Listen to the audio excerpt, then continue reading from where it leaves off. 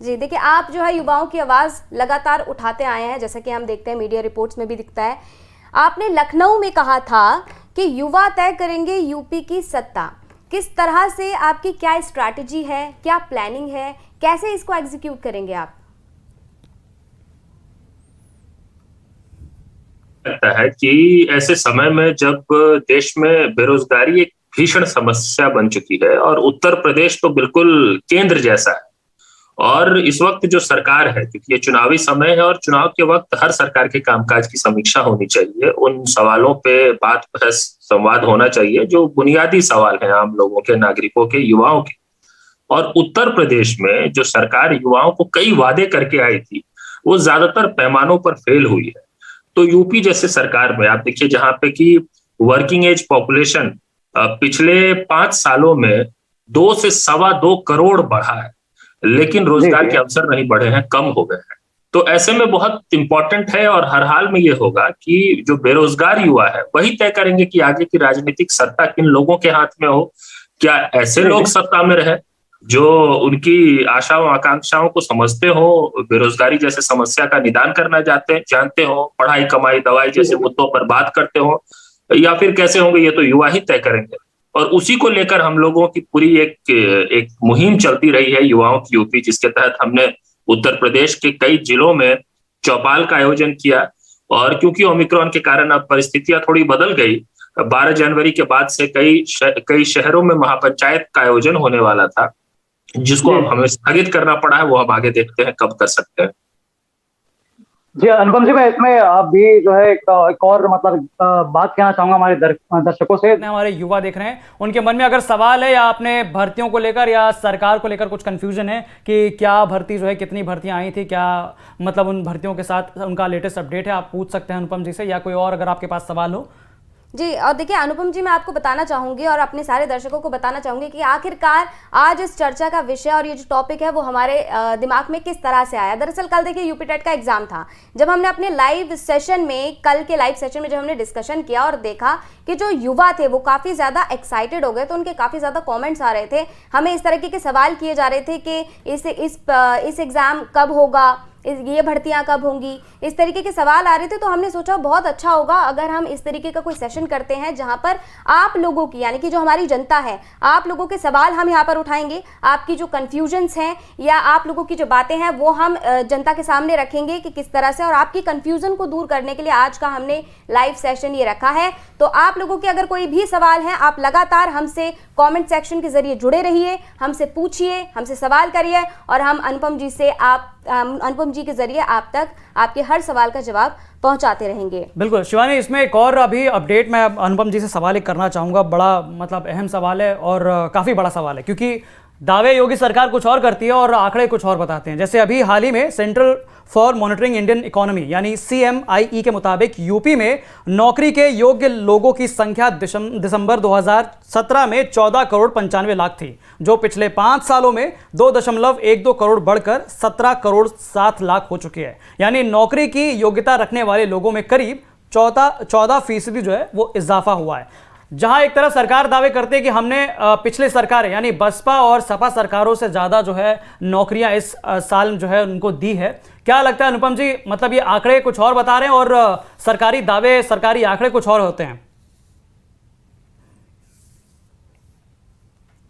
जो सच्चाई है उसी को रिफ्लेक्ट कर रहे हैं, उसी का पैमाना है ये जो आंकड़े हैं। और बिल्कुल सही कहा आपने कि CMI के ये आंकड़े हैं, और CMI इस वक्त देश में अर्थव्यवस्था और बेरोजगारी के पैमानों को मापने वाली देश की सबसे क्रेडिबल एजेंसियों में है।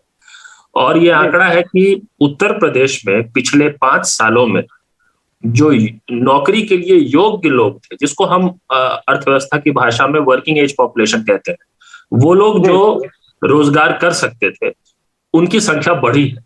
और कोई कुछ लाखों में नहीं बढ़ी है, 2 से 2.25 करोड़ के लगभग वो संख्या बढ़ी है पिछले 5 सालों में।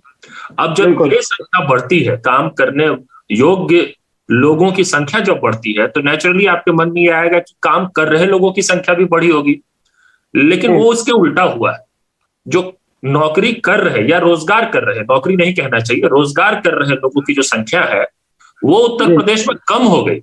रोजगार के योग्य लोगों की संख्या बढ़ी, रोजगार कर रहे लोगों की संख्या कम हुई है, और जो पूरा लेबर फोर्स है वो श्रिंक कर गया है।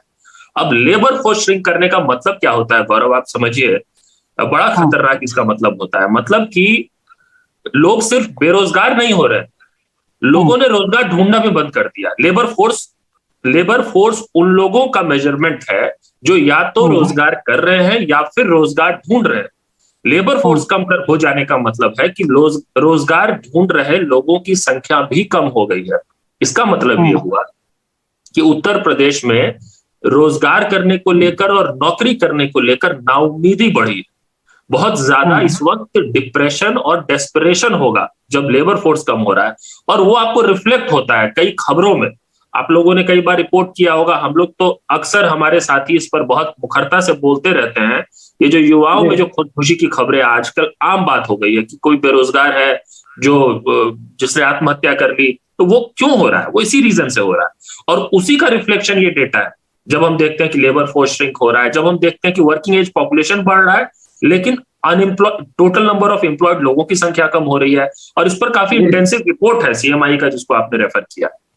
तो ये कहना कि फिर कोई सरकार उसके बाद दावे करे कि हमने बहुत नौकरी दे दिया, बहुत रोजगार दे दिया, ये तो बिल्कुल, इसका तथ्यों से और सत्य से कोई संबंध नहीं लगता है इस तरह के दावे। अच्छा, यहाँ हम बात कर रहे हैं कि मतलब करोड़ों जो है नौकरी को लेकर जो इंटरेस्ट है यूपी में वो काफी कम हुआ, और हमने देखा कि आंकड़े कुछ और बता रहे हैं। हालांकि शिवानी, अभी चुनावी काल है, तो कांग्रेस हो गई या समाजवादी पार्टी हो गई, इन लोगों ने भी आंकड़े जो है वो प्रेजेंट किए हैं, बताए हैं कि अगर हमारी सरकार बनती है तो ये इतने संख्या के जो लोग हैं या बेरोजगार हैं उन्हें नौकरी मिलेगी। तो उसके बारे में कुछ बताइए। जी बिल्कुल, देखिए अनुपम जी, आपने जिक्र करा कि वादे किए जाते हैं, बातें की जाती है। मैनिफेस्टो पे मैं गौरव आऊंगी, समाजवादी पार्टी, कांग्रेस, तमाम तरीके के जो वादे हो रहे हैं, लेकिन एक सवाल था मेरा कि जैसे आपने कहा कि वादे किए जाते हैं लेकिन जमीनी स्तर पर काम नहीं होता है। आप ज़मीन पर जाके लोगों से बातचीत करते हैं, ठीक है, ज़मीनी हालात समझने की कोशिश करते हैं, तो जिस तरीके से देखिए तमाम तरीके की चीज़ें प्रमोट की जाती है गवर्नमेंट की तरफ से, जैसे कि लोकल फॉर वोकल हो गया, या फिर तमाम तरीके की एग्जैक्टली जो स्वरोजगार को इतना ज़्यादा हमने देखा कि इतना ज़्यादा प्रमोट किया गया गवर्नमेंट की तरफ से। देन तमाम तरीके की योजनाएं हैं, जैसे कि कौशल विकास हो गई योजना, ठीक है, फिल्म सिटी कहा गया कि फिल्म सिटी के जरिए लोगों को रोजगार मिलेगा। तो आपको अनुपम सर क्या लगता है कि जिस तरीके से ये योजनाएं आती हैं, तो क्या वो महज सिर्फ एक जमला होता है या फिर ग्राउंड पर भी उसका कुछ असर पड़ता है, कुछ फायदा मिलता है लोगों को?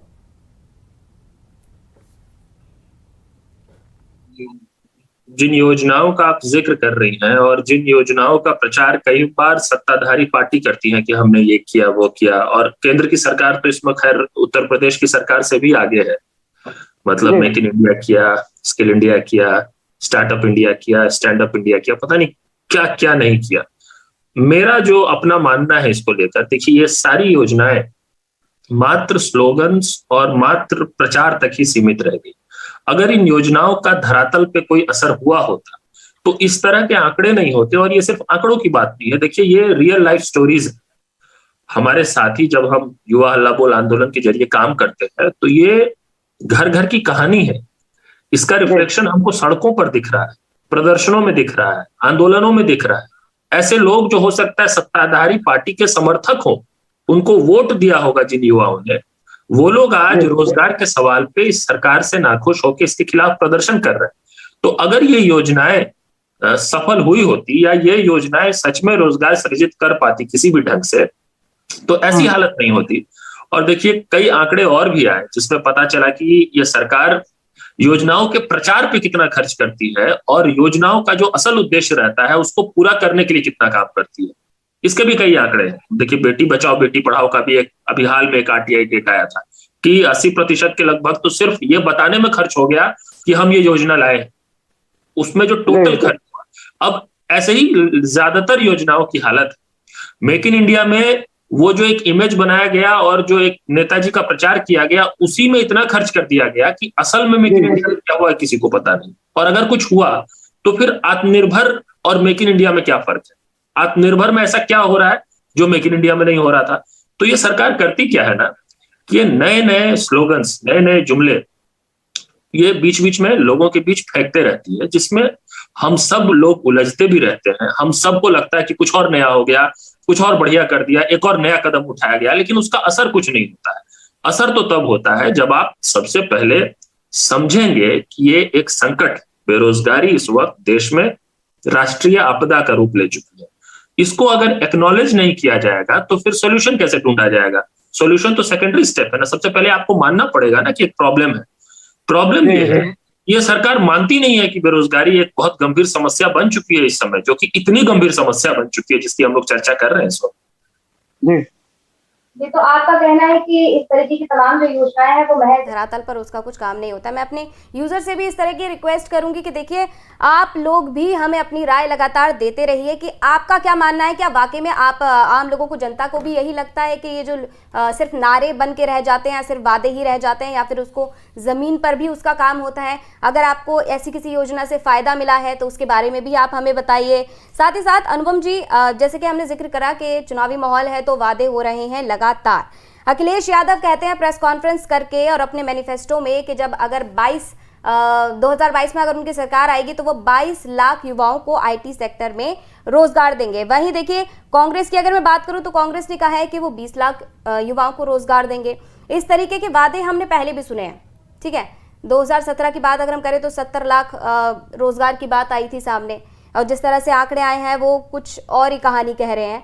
तो आपको क्या लगता है कि देखिए, वादे तो किए जाते हैं लेकिन किस तरह से उसकी स्ट्रैटेजी होगी, आप कैसे उसे एग्जीक्यूट करेंगे, इस तरह की चीजें जो हैं वो कहीं ना कहीं उन मैनिफेस्टो के ऐलान में गायब होती हैं। तो ये 22 लाख अखिलेश यादव कह रहे हैं, कांग्रेस कह रही है कि भाई 20 लाख देंगे हम। तो आपको क्या लगता है कि किसके वादों में कितना दम है? देखिए, सभी पार्टियां इस वक्त इस तरह के वादे कर रही हैं, और हम लोगों ने जब युवाओं की यूपी मुहिम की शुरुआत की थी तो एक मकसद यही था कि हम राजनीतिक और चुनावी विमर्श के केंद्र में बेरोजगारी के सवाल को और नौकरियों के सवाल को लाए। इससे पहले जब बिहार में विधानसभा चुनाव हुआ था तो भी हमने ये पढ़ाई कमाई दवाई का नारा देकर ये कोशिश किया था, और उस वक्त भी ये हुआ था कि एक समूह 19 लाख रोजगार देने का वादा कर रहा है, एक था जो 10 लाख सरकारी नौकरी देने का वादा करने लग गया, पक्ष विपक्ष हर तरफ से वादे होने लगे। अभी उत्तर प्रदेश में भी यही हो रहा है। देखिए, ये तो स्वागत योग्य है कि पार्टियां रोजगार जैसे मुद्दे पर, सरकारी नौकरी जैसे सवाल पे बात कर रही है। चलिए, चुनाव के समय ही कर रही है, इससे पहले तो नहीं कर रही थी, लेकिन कर रही है। तो कम से कम ये एक मायने में हम लोग जो चाह रहे थे, जिसकी कोशिश कर रहे थे, वो कुछ हद तक आंशिक रूप से ही सही ये सफल हो पाया है कि इस पे इस वक्त थोड़ी बहस हो रही है। अब दूसरी बात की, देखिए, जो पार्टियां वादे कर रही, मुझे लगता है कि उनको सिर्फ वादे नहीं करने चाहिए। जैसे कि कांग्रेस है, उदाहरण की, कांग्रेस की अपनी सरकार है कई और राज्यों। कांग्रेस पार्टी अगर उन राज्यों में सरकारी नौकरियों के सवाल पे और रोजगार के सवाल पे वो काम करके दिखा देती जो वादे वो उत्तर प्रदेश में कर रही हैं, तो उनके वादों में ज्यादा दम होता। वैसे अभी जो वादा किया है वो भी स्वागत योग्य है, उससे भी मुझे बहुत खुशी है कि वो कर रहे हैं। मैं तो चाहता हूं कि सारी पार्टियां इस पे बात करें, बहस करें। लेकिन आप अगर मुझसे पूछते हैं कि मुझे कितना भरोसा है इन वादों पे, तो 2017 में भी देखिए पार्टियों ने वादे किए थे।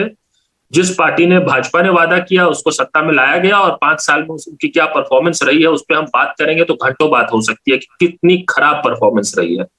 उसी तरह आज अगर मान लीजिए सरकारी नौकरियों को लेकर कांग्रेस वादे कर रही है, तो शिक्षकों के जो पद है जिस तरह से उत्तर प्रदेश में रिक्त है भारी संख्या में, जिसको आज भरने की बात कांग्रेस पार्टी कह रही है।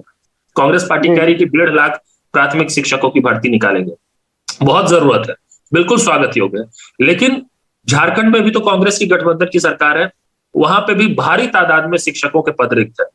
राजस्थान में कांग्रेस की सरकार है, वहां पे भी शिक्षकों के पद भारी तादाद में रिक्त है। अगर छत्तीसगढ़ में शिक्षकों के पद रिक्त है, इन जगहों पे ये काम कर दिया जाता तो उनके आज के वादों में एक अलग तरह का वेटेज आता। अब समाजवादी पार्टी कह रही है, वादे कर रही है। देखिए, 2017 में हम लोगों को याद है, और 2017 से पहले यूपी पब्लिक सर्विस कमीशन में भ्रष्टाचार धांधली का जो मुद्दा था वो बहुत बड़ा मुद्दा बना था। बड़ा मुद्दा इसलिए भी बना क्योंकि एक तो उस वक्त की जो सपा की सरकार थी उसको जवाबदेह ठहराया गया, विपक्ष ने उसको मुद्दा बनाया, और जिस तरह आप आज रोजगार के सवाल पे, पार्टियों के दावों पे बातचीत कर रहे हैं, कार्यक्रम कर रहे हैं, उस तरह मीडिया भी उस वक्त जो थी वो इन मुद्दों पर ज्यादा महत्ता के साथ इसको स्पेस देती थी। इसको अभिव्यक्त करती थी। अभी कुछ नहीं हो रहा है। अभी हमारी बहुत मुख्य धारा की मीडिया का बड़ा वर्ग है जो इन मुद्दों को उस ढंग से नहीं दिखाता जो 2017-16 में, जब मुझे याद है उत्तर प्रदेश चयन आयोग को लेकर जब बड़े प्रदर्शन हो रहे थे, आज भी उससे बड़े बड़े प्रदर्शन हुए हैं पिछले कुछ सालों में भी, लेकिन ये उतने बड़े मुद्दे नहीं हो रहे थे जितना 2017 में हो रहा था। तो सपा की सरकार में भी हो रहा था ये। तो इसलिए भी मुझसे आप व्यक्तिगत तौर पे पूछेंगे तो मैं कोई बहुत ज्यादा होपफुल नहीं हो जाता हूं इन पार्टियों से, विपक्ष की पार्टियों से, लेकिन मुझे खुशी जरूर इस बात की है कि रोजगार के सवाल पे युवाओं के जो मुद्दे हैं उस पर पार्टियां बात करने लगी हैं। उनको फोर्स किया गया, सिर्फ अपनी इच्छा से बात नहीं कर रही है। पिछले कुछ महीनों में और कुछ वर्षों में जो काम हुआ है, जो युवाओं ने जो सड़क पे आंदोलन प्रदर्शन किए हैं, उसने फोर्स किया इन पार्टियों को इस पर बात करने को। आज जब बात हो रही है तो अच्छी बात है, स्वागत योग्य बात है। बिल्कुल बिल्कुल। यहाँ आपने क्योंकि जिक्र किया, क्या आपको बता देता हूँ और दर्शकों को भी बता देता हूँ कि किस किस विभाग में योगी सरकार ने जो नौकरी दी है। पहले हम बात करते हैं बेसिक शिक्षा विभाग की। तो वहाँ उन्होंने दावा किया है कि लगभग 1,21,000 जो है पद उन्होंने जो है इस विभाग में दिए हैं। इसके बाद पुलिस विभाग है जहाँ पर 1,37,253 लोग। राष्ट्रीय स्वास्थ्य मिशन के तहत उन्होंने 28,622 लोगों को नौकरी दी है। यूपी लोक सेवा आयोग ने जो है 26,103 लोगों को, उत्तर प्रदेश अधीनस्थ सेवा चयन बोर्ड ने जो है 16,708 दिया है। चिकित्सा स्वास्थ्य एवं परिवार कल्याण विभाग में लगभग 8,556, माध्यमिक शिक्षा विभाग में लगभग 1,400, यूपीपीसीएल में जो है लगभग 6,446, उच्च शिक्षा विभाग में जो है 4,615, सहकारिता विभाग में 726, चिकित्सा शिक्षा विभाग में लगभग 1,112, नगर विकास में लगभग 700 और वित्त विभाग में लगभग 614। तो ये जो तमाम आंकड़े थे, ये तमाम आंकड़े वो थे जिसमें जो है जिन आंकड़ों के साथ योगी सरकार ये दावा करते कि हमने इतने सारे या इतने लाख लोगों को जो है नौकरी दी है। तो अभी शिवानी कुछ कमेंट्स जो है वो बताइए फिर। या देखिए अनुपम जी, आपके लिए हमारे एक यूज़र हैं वो सवाल कर रहे हैं।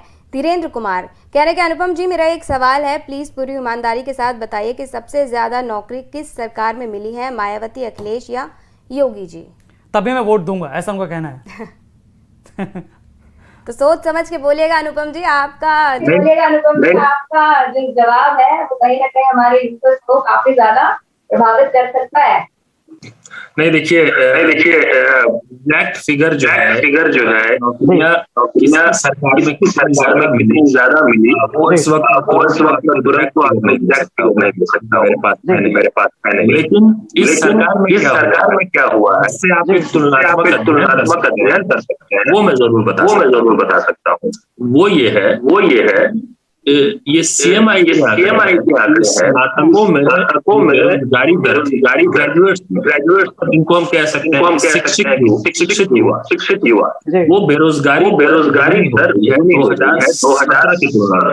दिसंबर 2016 की तुलना मतलब जब सपा की सरकार बनी और आज जब दोबारा चुनाव इन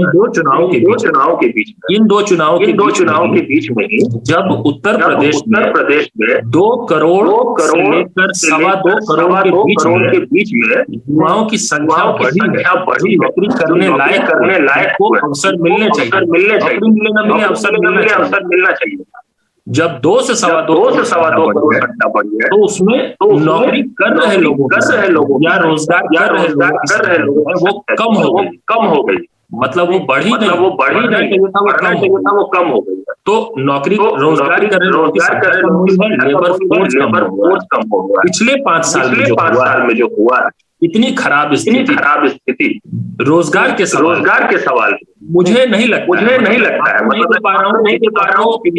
दावे से कह सकता हूँ इतना खराब नहीं, मतलब कुछ हल्का फुल्का बढ़ा हर साल दर साल हर कम से कम रोजगार कर रहे लोग कोई खराब काम करे तो भी सरकार 5 साल के कार्यकाल में रोजगार कर रहे लोगों की संख्या बढ़ेगी। लेकिन इस सरकार में रोजगार लोगों की संख्या कम हुई। एक और इम्पोर्टेंट बात, देखिए सरकार जब सत्ता में आई 2017 में घोषणा पत्र का लिखित वादा, लोग आपके दर्शक सुन रहे हैं, चेक कर सकते हैं, कुछ भी चेक किया जा सकता है। आप देखिए उनके मैनिफेस्टो में जहाँ पे रोजगार को लेकर सेकंड पॉइंट जितने सरकारी पद जो रिक्त पड़े हुए सबको भरने की प्रक्रिया सरकार बनने के अंदर शुरू हो जाए 90 दिनों के अंदर, 3 महीने के अंदर, 3 महीने के अंदर। 5 साल बीत चुका है, नया चुनाव आ गया।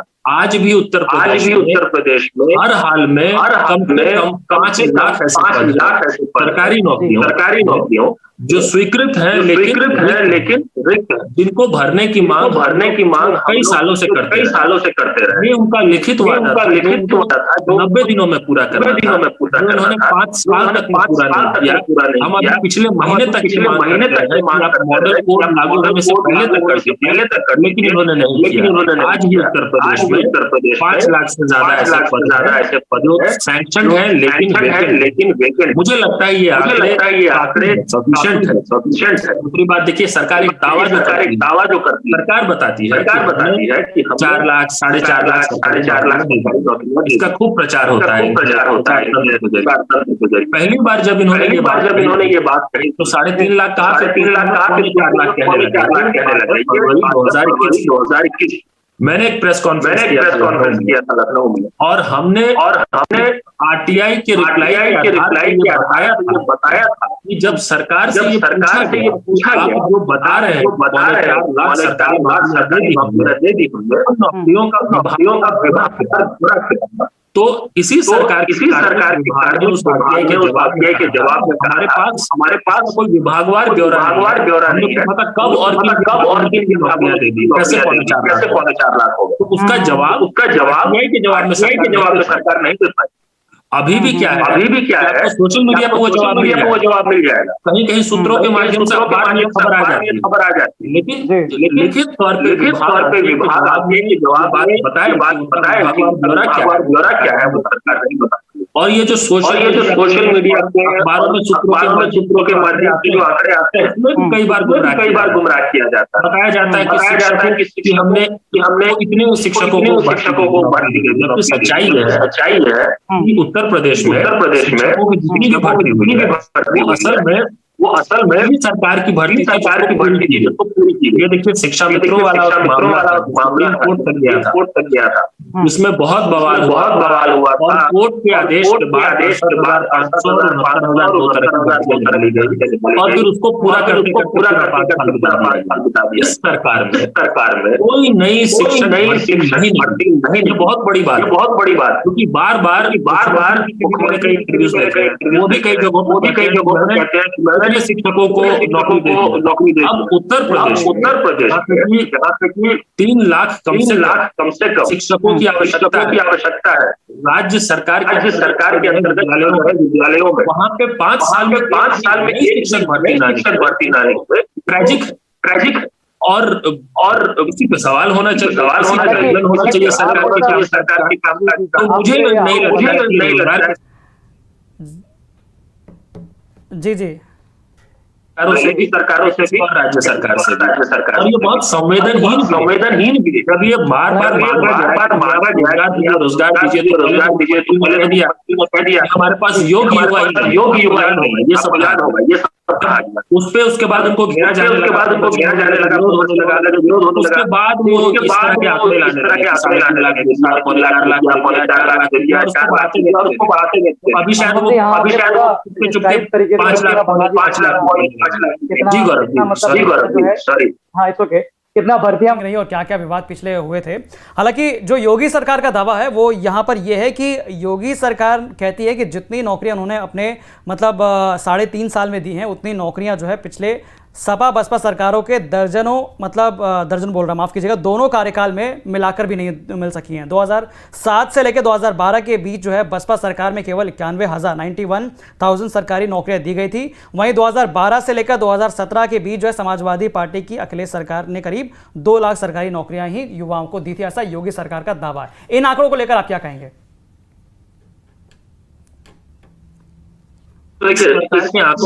आंकड़ों को पूरी तरह से 100% मेरे लिए मुश्किल होता है। इस तरह का अनुभव रहा है, चाहे केंद्र की सरकार हो चाहे उत्तर प्रदेश की सरकार हो।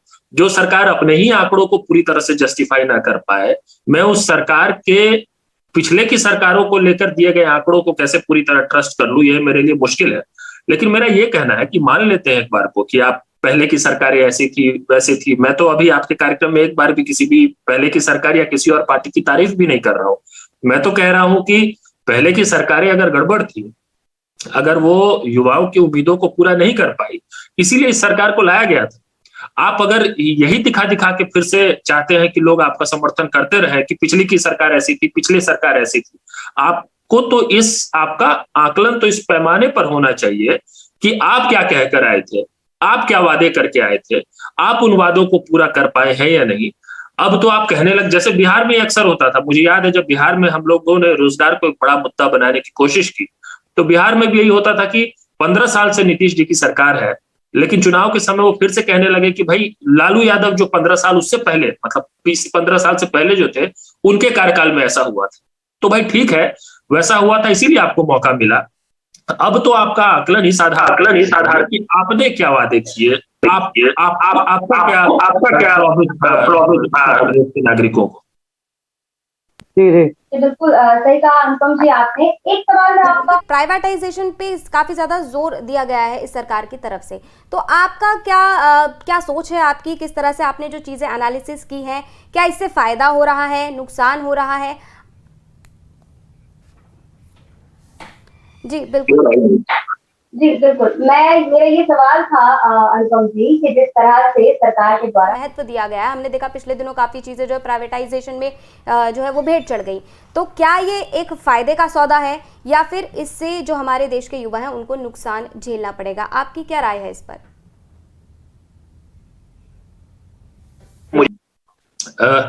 अगर हम ऐसे एसेट्स को या ऐसे उपक्रमों को प्राइवेटाइज करने की कोशिश करें जो एसेट्स नहीं रह गए, या मान लीजिए कि 2 तरह की बातें हैं। देखिए, एक तो ये है कि जो हमारे सरकार के लिए या हमारे देश के लिए ढंग से लाइबिलिटीज की श्रेणी में आ गए, उनको मोनिटाइज कर देना चाहिए, जैसा कि हम अपने घरों में भी करते हैं।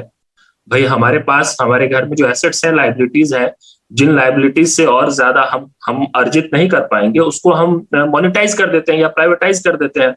दूसरी बात, जो स्ट्रेटेजिक एसेट्स हैं हमारे सरकार के अंतर्गत, हमारे देश के, जैसे कि रेलवे स्ट्रेटेजिक एसेट बहुत महत्वपूर्ण है कई मामलों में, टेलीकॉम भी एक स्ट्रेटेजिक सेक्टर है, तो बैंकिंग एक स्ट्रेटेजिक सेक्टर है। इस तरह के सेक्टर्स को प्राइवेटाइज नहीं किया जाना चाहिए, उसको पब्लिक कंट्रोल में ही होना चाहिए। पहली बात तो ये। और दूसरी बात, देखिए, प्राइवेटाइजेशन इस ढंग से करने का, वो भी प्रॉफिट मेकिंग एसेट्स का, मतलब कि उदाहरण के लिए मान लीजिए बैंकों के निजीकरण की कोशिश ये सरकार कर रही थी। अब उन बैंकों के निजीकरण की कोशिश जो नुकसान में नहीं थे, जो फायदे में थे, वो सरकारी बैंक जो फायदा मुनाफा दे रहे थे, और लाख कमियों के बावजूद, मतलब कि ये कई एनपीएस हो रहे हैं, कई विलफुल डिफॉल्टर्स हो रहे हैं, जिसमें बैंकों की गलती नहीं है, सरकार की नीतियों की गलती है। ये जो बड़े बड़े जो विलफुल डिफॉल्टर्स हुए, जो भारी रकम लेकर फिर विदेश निकल गए, ये तो देखिए किसी बैंक अधिकारी के कारण नहीं हुआ, ये तो गवर्नमेंट लेवल पे, गवर्नमेंट के पॉलिसी के लेवल पे हुआ। इसके बावजूद सरकारों ने मुनाफा दिया, बैंकों ने मुनाफा दिया, इसके बावजूद कई सारे वेलफेयर लोगों तक पहुंचाया गया प्राइवेटाइज करके। ये जो जॉब अपॉर्चुनिटीज है उन सेक्टर्स में, उनको नष्ट किया जाता है, कम किया जाता है, और उसका सीधा रिफ्लेक्शन देखिए आंकड़ों पे फिर से पड़ता है। आप देखेंगे, यहाँ पर मैं माफी चाहता हूँ आपको बीच में टोकने के लिए, लेकिन यहाँ पर कई सारे सवाल जो है वो आपके लिए भी आ रहे हैं, और ये वाकई मतलब बड़ा गंभीर कि आखिरकार जो कास्ट को लेकर भी जो इश्यूज आए, आरक्षण को लेकर भी जो भर्तियों में इश्यूज आए, वो कितने मतलब हद तक जो है अहमियत रखता है इस चुनाव को लेकर? देखिए अहमियत तो मानना है गौरव कि क्योंकि 69,000 में भी आरक्षण को लेकर इश्यूज आए और ये एक बड़े वर्ग में उत्तर प्रदेश में लगता है कि जो यूपी की सरकार है वो सामाजिक न्याय को लेकर बहुत गंभीर नहीं है। और ये हम लोग जितने भी लोगों के बीच घूमते हैं, अभियान करते हैं, आंदोलन करते हैं, ये बड़े वर्ग में ये चीज स्टैब्लिश हो चुका है। तो ये मुझे लगता है कि चुनाव पर भी जरूर इसका प्रभाव पड़ेगा सरकार की इस तरह की नीतियों का। तो मैं तो मानता हूं कि असर करेगा और असर रखता है। इसके अलावा मनोज सिंह हमारे दर्शक जो है यूट्यूब पर लिखते हैं कि जॉब मिलना मुश्किल हो, मतलब पढ़ रहा था मैं, मनोज जी कह रहे हैं कि अखिलेश सरकार में पैसा दो नौकरी लो, ऐसा सिस्टम था। इस पर क्या कहेंगे आप? नहीं, ये आरोप तो लगा, मैंने शुरू में ही आपसे कहा ना, जब हम बात कर रहे थे, तुलनात्मक अध्ययन कर रहे थे सरकारों की, तो 2017 से पहले आपको याद होगा काफी इलाहाबाद में तो बहुत बड़े प्रदर्शन हुए थे जब वो आयोग के अध्यक्ष थे अनिल यादव, उनके खिलाफ और आयोग के खिलाफ, और कई गंभीर आरोप लगे थे। और ये देखिए ऐसा नहीं है कि कोई उत्तर प्रदेश में 2017 के बाद से या केंद्र में 2014 के बाद से ही भर्तियों को लेकर इस तरह की स्थिति हो गई। हमारे देश में सरकारी भर्तियों में भ्रष्टाचार एक बहुत पुरानी कहानी है और इन्हीं चीजों को ठीक करने के लिए केंद्र में और उत्तर प्रदेश में भाजपा को युवाओं ने और आम वोटरों ने सत्ता दिया कि आप इन चीजों को ठीक करें। तो हम पुरानी खामियों को आज भी देख कर अगर इन नए को मेजर करते रहेंगे तो फिर तो हम आगे नहीं बढ़ पाएंगे, सुधार नहीं कर पाएंगे। जी बिल्कुल, यहाँ पर काफी सारे दर्शक जो है ऐसा बिहेव करने लगे, कुछ समाज सपा कर रहे हैं, कुछ बसपा, कुछ बीजेपी। हालांकि सुनील सिंह कह रहे हैं कि इस गवर्नमेंट में योग्य अपने जाट को नौकरी दिया है सिर्फ। अच्छा, इनका कहना है कि योगी सरकार में जो नौकरी मिली है जो अयोग्य थे, मतलब एक शब्द जो है अयोग्य, ये सामने आ रहा है कि उन्हें नौकरियां नहीं दी गई, इसलिए आंकड़ों में इतना मतलब गिरावट जो है वो देखा गया है। सुनील सिंह का कहना है। अच्छा अनुपम जी, इन सवालों के बीच में मेरा एक सवाल है कि जब कभी भी छात्रों का जिक्र आता है, नौकरी का जिक्र आता है, रोजगार का जिक्र आता है, तो जो सरकारें हैं वो तमाम तरीके की कि हम लैपटॉप देंगे, हम स्मार्टफोन देंगे, इस तरीके के ऐलान होते हैं। हम देखते हैं ऐसी तस्वीरें भी सामने आती हैं कि जो नेता हैं वो बच्चियों को, लड़कियों को, ग्रेजुएट और जो 12th और 10th पास हैं उनको कभी लैपटॉप देते हुए देखते हैं, कभी स्मार्टफोन देते हुए देखते हैं। आपको क्या लगता है कि क्या लैपटॉप बांटने से, स्मार्टफोन बांटने से जो रोजगार की समस्या है, क्या उसका समाधान निकल सकता है? निकल सकता। देखिए ये मैं लैपटॉप या टैबलेट बांटने का मैं पूरी तरह से विरोध नहीं कर रहा हूं, लेकिन ये जो सवाल इससे लिंक करना है कि इससे कोई रोजगार की समस्या का समाधान निकल जाएगा या कोई युवा बहुत सशक्त हो जाएगा, ऐसा नहीं होने वाला इससे। और एक और बात है कि वो सरकारें इस तरह के फ्रीबीज पे ज्यादा ध्यान देती है जो शिक्षा नहीं दे पाती, रोजगार के अवसर नहीं दे पाती, जो स्वास्थ्य नहीं दे पाते, जो पढ़ाई, कमाई, दवाई पर जो सरकारें फेल हो जाती हैं, फिर उनको लगता है कि कुछ ना कुछ तो हमको करना पड़ेगा, कोई ना कोई, जिसको पॉपुलिज्म कहते हैं एक ढंग का, तो पॉपुलिस्ट स्टेप्स कुछ उठाने पड़ेंगे, उस तरह के फैसले लेने पड़ेंगे। तो इसलिए ये सरकार इस तरह के कदम उठाने लग जाती है, क्योंकि पढ़ाई, कमाई, दवाई जैसे मुद्दों पर नीतिगत ढंग से वो फेल हो जाते हैं। आप शिक्षा दीजिए बेहतर, आप रोजगार के अवसर दीजिए, आप कौशल दीजिए, देने की जरूरत, आपको टैबलेट और लैपटॉप देने की जरूरत नहीं पड़ेगी। युवा खुद ब खुद सक्षम हो जाएगा कि वो अपने लिए सारे इंतजाम कर ले, अपने भविष्य को बेहतर कर ले। जी बिल्कुल। अच्छा अनुपम जी, अभी जैसा क्या युवाओं की यूपी के मुहिम के तहत जो है डिजिटल पंचायत कर रही है, कई हमने मतलब जिलों में देखे कि आपके पोस्टर बैनर तले जो है काफ़ी सारे इमेजेस जो है सामने आए थे कि आप जिलेवार जो है लोगों के बीच जा रहे हैं, युवाओं के बीच बैठ रहे हैं। तो क्या मतलब युवाओं से क्या पता चल रहा है कि कितने मतलब रोजगार को लेकर जो है वो उनके मन में क्या चल रहा है? देखिए युवाओं के मन में असंतोष है रोजगार को लेकर, और वो असंतोष काफी हद तक आक्रोश में भी बदला है जब युवा ये देखते हैं कि सरकार उनकी पीड़ा को, उनकी दर्द को समझने की बजाय, उसका निराकरण करने की बजाय, जब सरकार ये कहने लग जाती है कि नहीं कोई समस्या है ही नहीं, हमने बहुत जबरदस्त काम किया है, बिल्कुल सब चंगासी वाला जो मोड है, उससे क्या होता है कि जो असंतोष है वो फिर आक्रोश में बदलने लग जाता है। मुझे तो लगता है आपकी जो बात है, माफी चाहूंगा, आपकी जो बात है, डिस्कस कर रहे थे कि किसानों को लेकर जो है मुद्दे जो बीच में उठे थे वो कहीं ना कहीं योगी सरकार पर जो है हमला बोल सकते हैं। अब जो है क्या लगता है कि मतलब जो युवाओं के साथ जो आप लोगों ने जो पंचायत की है, जो रोष या जो आक्रोश की जो बात आप कर रहे हैं, वो इस बार जो है बीजेपी को कहीं ना कहीं खामी पहुंचाने वाली है? बन सकता है। देखिए, मैं बिल्कुल एक्सपर्ट तो नहीं हूं उस मामले में कि चुनाव में एग्जैक्टली क्या होगा, लेकिन मुझे जितना सेंस लग रहा है, मतलब ये मैं कोई आंकड़ों या सर्वे के आधार पर नहीं कह रहा हूं, क्योंकि हम लोग लगातार काम करते हैं लोगों के बीच। तो मुझे जो सेंस लग रहा है वो ये कि देखिए, युवाओं में भारी आक्रोश है भाजपा को लेकर।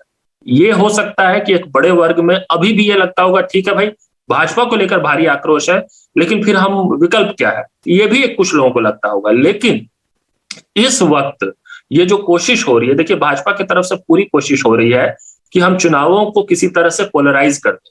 आपने देखा गृह मंत्री जी तुरंत कैराना पहुंच गए, बार बार ये इस तरह के बयान दिए जाते हैं, 85-15 ये वो तरह तरह की बातें होती है, जिससे कि पूरा जो चुनाव है वो धर्म के आधार पे लोग बंट जाए, लोग भूल जाए पढ़ाई कमाई दवाई रोजगार सब। लेकिन मुझे ये लग रहा है सरकार है वो चाहे कितना भी कोशिश कर ले जी,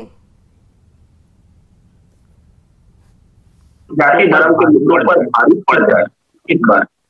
अनुपम जी, आपका एक ट्वीट भी काफी ज्यादा कि सरकार चाहे कितना भी कोशिश कर ले जाति और धर्म के बीच में हिंदू मुसलमान करने के चुनाव को करने की, लेकिन जो युवा है वो समझदार है, वो इस तरह की चीज़ों को आगे नहीं बढ़ाएगा। और अनुपम जी, मेरा एक सवाल और है कि मीडिया रिपोर्ट्स के मुताबिक कुछ आंकड़े जो है मैंने देखे, तो सपा सरकार ने, मतलब ये योगी आदित्यनाथ का कहना है कि जब समाजवादी पार्टी की सरकार थी तो लगभग 18% बेरोजगारी दर था, जो कि अब यानी कि जो बीजेपी की सरकार है 5 सालों में जो दर है वो 4.9 तक घट गया है। तो आपका क्या आकलन है इस डेटा को लेकर?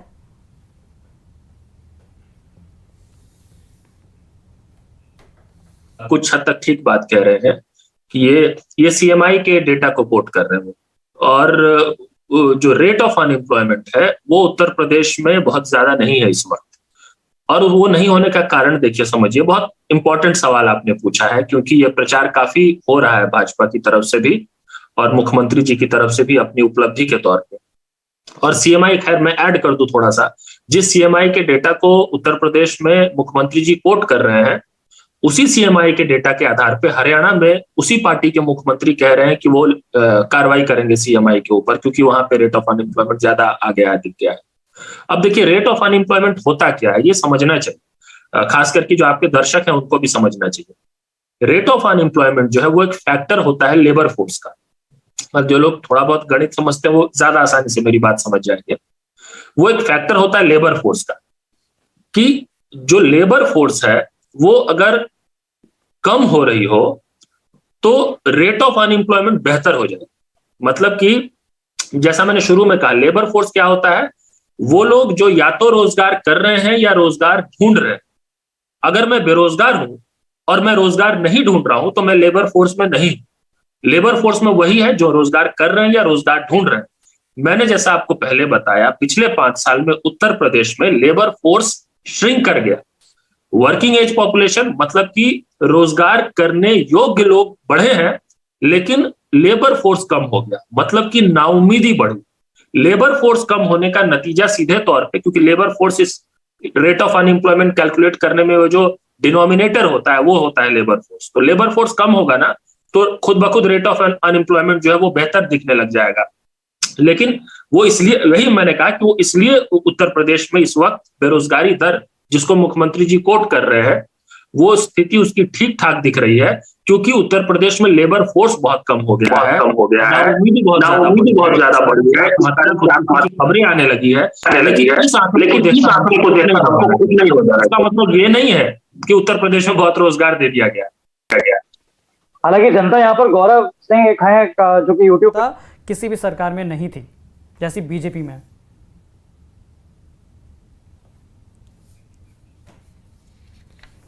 क्लिक हो जाता है बात पे, ऐसी पारदर्शिता है कि आप देखिए कल हुआ ना, यूपी टेट का पेपर कल हुआ है, वो आप प्रश्न पत्र देखिए, पेपर होने के तुरंत बाद इतने फोन कॉल्स आए मुझे, हमारे हेल्पलाइन पे इतने ज्यादा फोन कॉल्स आए सब बताने के लिए हमारी टीम को, हमारे साथियों को, कि 2017 में जो यूपी टेट का पेपर था, कोई कह रहा है कि लगभग 50% सेम प्रश्न, बिल्कुल सीक्वेंस सेम है, आंकड़े सेम है, कोई कह रहा है 70% सेम शब्द है, प्रश्न है, कोई कह रहा है 80% सेम प्रश्न है। ये मैंने कल ट्वीट भी किया था इस बात को लेकर कि अब ये देखिए, मैंने कहा ये तो कमाल की बात हो गई।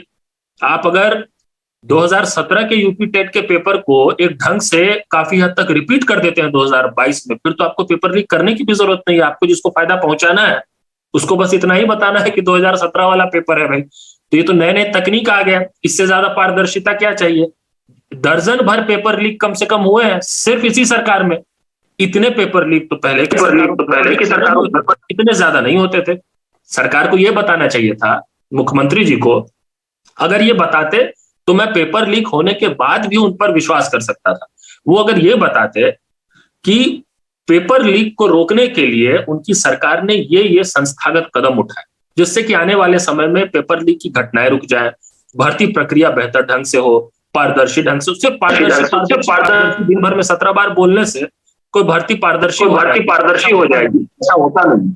जी बिल्कुल, हमने कल एग्ज़ाम था, उस एग्ज़ाम के बाद काफ़ी सारे जो वीडियो हैं वो वायरल हुए थे और उन वीडियो में जो है ये कहा गया था कि कहीं कहीं पर केंद्रों पर जो है वो उन्हें बच्चों को जाने नहीं दिया था क्योंकि वो लेट हो गए थे और उन्होंने भी इन सब को लेकर शिकायत की थी कि हालांकि टाइमिंग जो थी वो कुछ और बताई गई थी। इस तरह की वीडियो जो है नोएडा से भी काफ़ी ज़्यादा वायरल हुए कि लोगों ने जाम लगा दिया, जो छात्र वहाँ पे एग्जाम देने के लिए गए हुए थे उनका कहना था। और कोई गौरव, कुछ लोग तो ऐसे भी थे, उन्होंने कहा कि भाई हमारा फ़ोन अंदर जमा है और हम एडमिट कार्ड लेकर बाहर घूम रहे हैं सड़कों पर क्योंकि हमें अंदर नहीं जाने दिया। और इस तरीके के आरोप लगा रहे थे कि भाई पुलिस प्रशासन जो है वो उनको प्रताड़ित कर रहा है और कह रहा है कि अब टाइम हो गया है, अब हम आपको अंदर नहीं जाने देंगे। तो इस तरीके की भी हमने तस्वीरें कल देखी।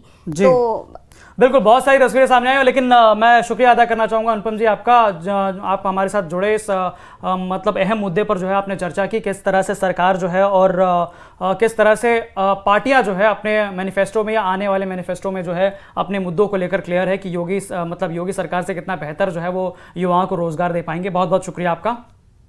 बहुत बहुत शुक्रिया अनुपम जी। शुक्रिया अनुपम जी, जिन्होंने मतलब ना केवल यूपी बल्कि देश भर में बेरोजगारी के मुद्दे पर काफ़ी काम किया है, उनकी पूरी टीम जो है वो लगी हुई है। यहाँ पर शिवानी, सवाल ये भी उठता है कि आखिरकार जो आंकड़े पेश किए गए राजनीतिक पार्टियों की तरफ से कि ये हम अगर सरकार हमारी बनती है तो हम इतने आंकड़ों के साथ जो है युवाओं को रोजगार देंगे, नौकरियां देंगे, क्या लगता है कि मतलब ये आंकड़े महज चुनावी स्टंट है? देखिए, ये सेम सवाल मैंने अनुपम जी से भी पूछा था, तो उनका जवाब अगर मैं कोट करूं तो उन्होंने कहा ये सिर्फ नारे हैं, ठीक है, और इस तरीके के जमीनी स्तर पर नहीं होता। अब देखिए, ये तो देखने वाली बात होगी कि जो युवा हैं उनको किसकी बातें जो है वो लुभाती हैं, किसके वादों पर भरोसा होता है। क्योंकि देखिए, अब जैसे सोशल मीडिया पे हम देख रहे हैं काफी ज्यादा सबकी फैन फॉलोइंग है अलग अलग पार्टी की, ठीक है। जिस तरह से कोविड की वजह से सोशल मीडिया का इस्तेमाल किया जा रहा है चुनाव प्रचार करने के लिए, तो काफी ज्यादा जो है युवा उसमें एक्टिव है, ठीक है। क्योंकि अगर हम आंकड़ों पे देखें तो युवा जो है वो ज्यादा एक्टिव रहते हैं सोशल मीडिया पे, तो कहीं ना कहीं ये भी एक राजनीतिक पार्टियों के लिए एक स्ट्रॉन्ग पॉइंट हो जाता है क्योंकि मोस्टली जो युवा हैं वो सोशल मीडिया प्लेटफॉर्म्स को यूज करते हैं। अब उसके जरिए जब उन तक बात उनके मतलब की पहुंचाई जाएगी तो ये भी एक बार में देखने वाली बात होगी कि जो युवा हैं वो उसको किस तरीके से लेते हैं। हालांकि आज हम जल्दी आपको बता दें कि क्या क्या लेटेस्ट जो है वो आज होने वाली है घटनाएं, बड़ी घटनाएं। उसमें सबसे पहले हम बता दें कि आपको आज बीजेपी जो है अपनी सीट शेयरिंग को लेकर जो है अनाउंसमेंट कर सकती है कि उनके सहयोगी दल जो हैं उनके साथ मिलकर कितनी सीटें कहाँ पर वो लोग मतलब देने वाले प्रत्याशी किसका खड़ा होने वाला है, वो सारी चीज़ें जो है वो अनाउंसमेंट हो सकता है आज। इसके अलावा बीजेपी कोर ग्रुप की मीटिंग है जो कि अंतिम चरण, मतलब जो 5वां और 6वां और 7वां चरण है उसको लेकर जो है प्रत्याशियों के नाम जो है वो आज घोषित हो सकते हैं शाम तक। इनके अलावा जो भी अपडेट्स होंगे वो आपको यूपी तक के मतलब ऑफिशियल साइट और उसके जो यूट्यूब चैनल है उस पर आपको मिलते जाएंगे, वीडियो सारे रहेंगे, सारे अपडेट्स रहेंगे, चुनावी अपडेट्स। तो आप बिल्कुल देखते रहिए यूपी तक जी। और बिल्कुल देखिए, कल जैसे हमने यूपी टेट का जब हमने आपको बताया और जिस तरह से आपने इंटरेस्ट दिखाया तो यूपी तक बिल्कुल मुखर हो गया आपके सवालों को उठाने के लिए और आपके जो कंफ्यूजन्स हैं उनको दूर करने के लिए। आज का लाइव सेशन स्पेशली हमारे दर्शकों के लिए था, उन युवाओं के लिए था जिनके मन में सवाल थे रोजगार को लेकर, नौकरियों को लेकर। तो इसी तरह यूपी तक जो है लगातार आपकी आवाज इस तरह उठाता रहेगा और साथ ही साथ जो भी अपडेट पूरे दिन का होगा वो हम आपको लगातार देते रहेंगे। आपको कुछ नहीं करना है, सिर्फ यूपी तक पर जाइए, आप वीडियोस देखिए, uptak.in पर जाकर आप पढ़ सकते हैं। और तब तक के लिए ध्यान रखिए, यूपी तक लगातार आप तक इसी तरह से सारी बातें पहुंचाता रहेगा। टेक केयर, नमस्ते। फटाक खबरें 30 सेकंड में डाउनलोड कीजिए तक ऐप।